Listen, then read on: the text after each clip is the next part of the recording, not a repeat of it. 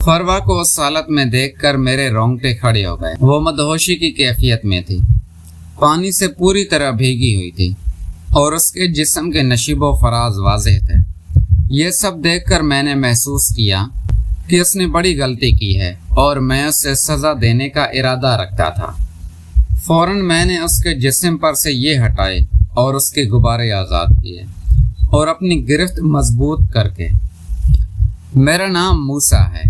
میں نے جیسے ہی ڈگری حاصل کی تو مجھے ایک کمپنی کی طرف سے بہت اچھی آفر آ گئی اور ساتھ میں کمپنی والوں نے رہائش کے لیے اچھا سا گھر بھی دے دیا۔ میں نے اپنی اماں کو یہ خوشخبری سنائی تو اماں بہت خوش ہوئی، کیونکہ ہم شروع سے ہی بہت غریب تھے۔ میرے والد صاحب کا انتقال اس وقت ہوا تھا جب میں 5 سال کا تھا، اور اس وقت سے اماں نے لوگوں کے گھروں میں کام کاج کر کے مجھے پڑھایا۔ آج میں اس قابل بن چکا تھا کہ مجھے اچھی جگہ نوکری مل گئی۔ آج میں اپنی والدہ کے چہرے پر خوشی کے آنسو دیکھ رہا تھا۔ میں نے اماں کے چہرے پر ہاتھ رکھا اور آنسو صاف کرتے ہوئے بولا، امی اب آپ کو رونے کے دن ختم ہو گئے ہیں۔ آج کے بعد ہم بھی اچھا کھائیں گے، اچھا پہنیں گے، کیونکہ میری 2 لاکھ سے اوپر تنخواہ لگ چکی ہے۔ انہوں نے مجھے سینے سے لگایا اور کہا، بیٹا میں نے اپنی ساری جوانی تم پر خرچ کی ہے تاکہ تم اچھا پڑھ لکھ کر معاشرے کے ایک اچھے فرد بن سکو، اور آج تم واقعی ایک اچھے انسان بن چکی ہو۔ اس کے بعد اماں نے مجھے بہت ساری نصیحتیں کی، کیونکہ میری نوکری شہر سے باہر اور جس کمپنی میں مجھے نوکری ملی تھی اس کمپنی کا یہ اصول تھا کہ سال میں 1 مہینہ چھٹی ہوتی ہے۔ میں نے اماں اور اپنی دونوں چھوٹی بہنوں کو گلے لگا کر الوداع کہا اور گھر سے روانہ ہو گیا۔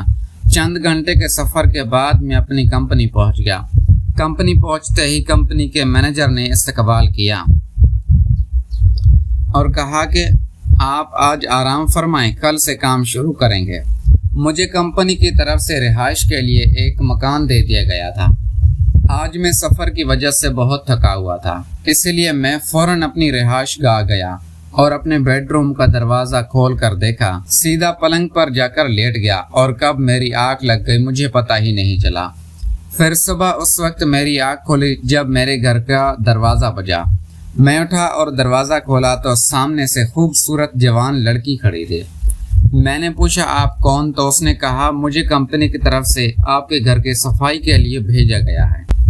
میں نے اس سے اندر آنے کو کہا، وہ اندر آ گئی۔ پھر میں نے پوچھا، تمہارا نام کیا ہے؟ تو اس نے کہا، میرا نام فروا ہے اور میں روزانہ صبح 8 آیا کروں گی اور شام تک آپ کے گھر میں رہوں گی اور آپ کے گھر کے دن بھر کے کام میں مدد کروں گی۔ میں نے کہا، ٹھیک ہے۔ یہ کہہ کر وہ کچن کی طرف چلی گئی اور میرے لیے ناشتہ تیار کرنے لگی۔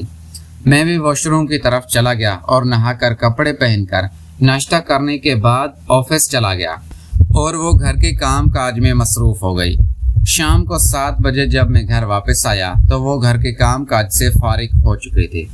اس نے کہا، سر میں نے گھر کا سارا کام کر لیا ہے، آپ کے لیے کھانا بھی تیار کر چکی ہوں، اب میں گھر جانا چاہتی ہوں، کیا آپ کی اجازت ہے؟ میں نے کہا، ٹھیک ہے فروا، اگر تم نے گھر کا سارا کام کر لیا ہے تو تمہیں جانے کی اجازت ہے۔ یہ سن کر وہ اپنے گھر کی طرف چلی گئی اور میں بھی فرش پر بیٹھ کر ٹی وی دیکھنے لگا۔ 1 گھنٹہ ٹی وی دیکھنے کے بعد مجھے کچھ بوریت سی محسوس ہوئی تو میں نے ٹی وی بند کیا اور اپنے کمرے میں چلا گیا۔ ابھی میں لیٹا ہی تھا کہ میرے گھر کا دروازہ پھر سے بجا۔ میں دروازے کی طرف گیا تو سامنے فروا کھڑی تھی۔ میں حیران ہو گیا کہ وہ اس وقت میرے گھر واپس کیوں آئی۔ میں نے پوچھا تو وہ کہنے لگی، میرا شوہر، میرا شوہر۔ میں کچھ نہیں سمجھا، اسی لیے میں نے دوبارہ پوچھا، کیا ہوا تمہارے شوہر کو؟ کچھ ہوا؟ اس نے کہا، میرے شوہر کو۔ یہ کہہ کر وہ فوراً مجھ سے لپٹ گئی اور اپنے جسم کو میرے ساتھ ٹچ کرتے ہوئے پھوٹ پھوٹ کر رونے لگی۔ میں بھی اس کو دلاسا دے رہا تھا اور اپنا ہاتھ اس کی پیٹھ پر پیار سے مار رہا تھا اور کہہ رہا تھا، فروا چپ ہو جاؤ۔ ایسا کیا ہوا؟ اب تو میری نیت بھی پوری طرح خراب ہو چکی تھی، کیونکہ فروا کا وجود میرے جذبات کو اجاگر کر رہا تھا اور میں اسے محسوس کرنے لگا۔ میں نے اس کو حوصلہ بھی دیا اور پھر سے آرام سے بیٹھنے کے لیے کہا۔ میں نے پوچھا، کیا ہوا؟ مجھے سب کچھ بتاؤ۔ جب وہ مجھے بتانے لگی کہ اس کا شوہر نشئی ہے اور اس سے بہت زیادہ مشکل کا سامنا ہے تو میں نے اسے تسلی دی۔ وہ کہنے لگی آج جب بھی شوہر گھر آیا تو اس نے سارے پیسے لے لیے اور مجھے کہا کہ اگر مجھے 10,000 روپے نہ دیے تو وہ مجھے طلاق دے دے گا۔ اب آپ خود ہی بتائیں صاحب جی میں کیا کروں۔ ملازمہ بہت زیادہ پریشان تھی۔ میں نے اسے کہا شادی کرنے سے پہلے سوچنا چاہیے تھا، ایسے انسان سے کبھی بھی کسی صورت میں شادی نہیں کرنی چاہیے۔ میں نے اسے سمجھانے کی کوشش کی لیکن وہ کہنے لگی کہ اس کے والدین نے زبردستی اس کی شادی کروا دی تھی۔ اب مجھے پیسوں کی بہت ضرورت ہے اور اگر میں وہاں گئی تو میرا شوہر مجھے مار مار کر جان سے مار دے گا۔ اس کی بات پر میں بھی گہری سوچ میں پڑ گیا۔ میں نے اسے تسلی دی لیکن میرا گھر ایک کمرے پر مشتمل تھا۔ میں نے فروا سے کہا اگر تم میرے ساتھ رہنا چاہتی ہو تو رہ سکتی ہو، مجھے کوئی مسئلہ نہیں ہوگا۔ لیکن فروا نے کہا نہیں صاحب جی یہ کیسی باتیں کر رہے ہیں، میں آپ کے ساتھ نہیں رہ سکتی۔ میں نے اسے کہا اگر تم میرے ساتھ نہیں رہو گی تو اپنے شوہر کے پاس جا کر مار برداشت کرنی پڑے گی، اس لیے بہتر یہی ہے کہ تم یہیں سو جاؤ۔ فروا راضی ہو گئی لیکن وہ بار بار یہی کہتی رہی کہ وہ صوفے پر سونا چاہتی ہے۔ میں نے کہا نہیں تم بستر پر سو جاؤ، میں صوفے پر سو جاؤں گا۔ یوں میں صوفے پر سو گیا لیکن آدھی رات کو میری آنکھ کھلی اور میں نے فروا کو سوتے ہوئے دیکھا تو میں نے اسے غور سے دیکھنا شروع کر دیا۔ فروا اس وقت دوپٹے سے بے نیاز تھی اور اس کی پتلی کمر بالکل میری جانب تھی۔ اگر میں اپنی بات کروں تو میں نے آج تک کسی لڑکی کو اس روپ میں بالکل بھی نہیں دیکھا تھا۔ میں تو ہمیشہ اپنی پڑھائی پر دھیان دیتا تھا جبکہ میرے باقی دوست مختلف شغل میل و تفریح میں مشغول رہتے تھے۔ اگر میں بھی ان میں شامل ہوتا تو ہمارے گھر کا سہارا کون بنتا؟ اسی لیے میں نے اپنی توجہ ان شغل میلہ تفریحات کے بجائے اپنی پڑھائی پر مرکوز رکھی۔ لیکن جب فروا میرے پاس آئی اور میں نے اس کی حالت دیکھی تو میں بے چین ہو گیا۔ میں اسے اس حلیے میں دیکھا اور میرا دل تیزی سے دھڑکنے لگا۔ میں نے اچانک صوفے سے اتر کر فروا کی طرف قدم بڑھایا اور اس کی دھڑکنوں کو ہاتھ لگا کر محسوس کرنے لگا۔ میں نے اتنی خوبصورت دھڑکنیں پہلے کبھی نہیں دیکھی تھی۔ میں نے ڈرتے ڈرتے اپنا ہاتھ نیچے لے جا کر اس کے وجود کو محسوس کرنے کی کوشش کی، لیکن مجھے یہ خوف تھا کہ کہیں وہ نیند سے نہ جاگ جائے۔ جیسے ہی میں نے یہ محسوس کیا کہ وہ سو رہی ہے، مجھے ایسا لگا اب میں وہ نرم گوشہ محسوس کرنے لگا۔ مجھے ایسا لگا جیسے میں نے دنیا کا سب سے نرم گوشہ محسوس کر لیا ہو۔ اچانک ہی فروا نے نیند کی کروٹ لی اور اپنے صوفے پر سے واپس کر بیٹھ گئی۔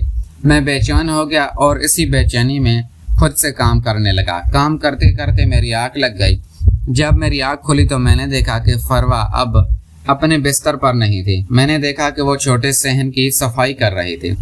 اسے اس حالت میں دیکھ کر میں بہت متاثر ہوا۔ میں اس کے قریب جا کر کھڑا ہو گیا لیکن فروا نے کچھ نہیں کہا۔ میں نے موقع کا فائدہ اٹھاتے ہوئے اس کے قریب جا کر اس سے محسوس کرانے کی کوشش کی۔ میں جان گیا تھا کہ فروا پیاسی ہے اور اس سے پانی کی ضرورت ہے جو میں اس سے فراہم کر سکتا ہوں۔ اچانک میرے ذہن میں ایک شیطانی خیال آیا اور میں نے جلدی سے فروا کے ہاتھ سے پانی والا پائپ لیا اور اسے پوری طرح بھگو دیا۔